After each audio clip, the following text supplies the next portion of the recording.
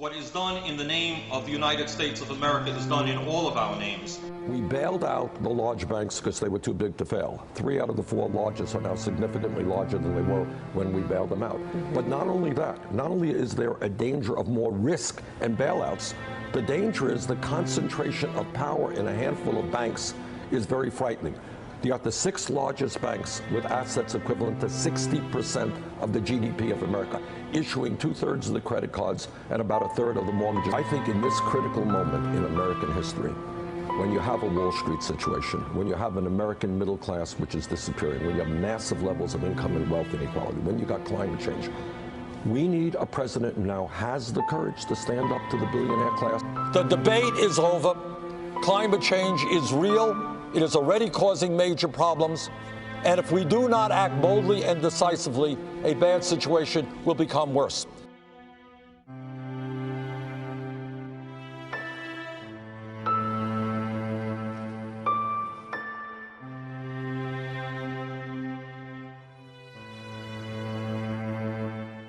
Our country faces some enormous problems.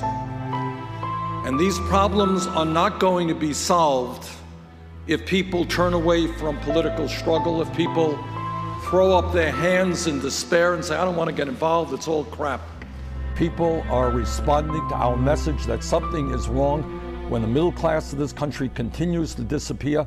People are working longer hours for lower wages, and almost all of the new wealth and income is going to the top 1%.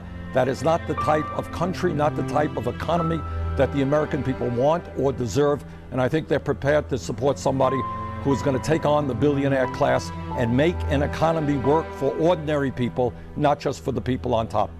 If Wall Street does not end its greed, we will end it for them.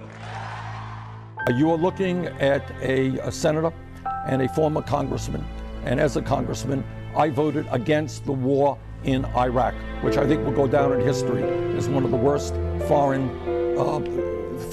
policy blunders that we have ever seen, leading to the enormous destabilization of that region right now. I think historically, in too many instances, the United States has gone to war often unilaterally when we should not have.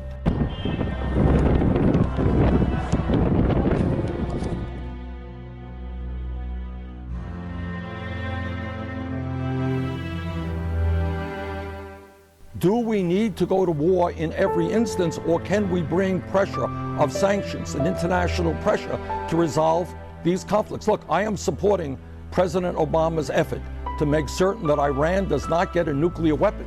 But I get very nervous about my Republican friends who keep implying that the only way we could do that is through another war. War is the last resort, not the first resort. But the United States cannot always be the only country involved in these wars.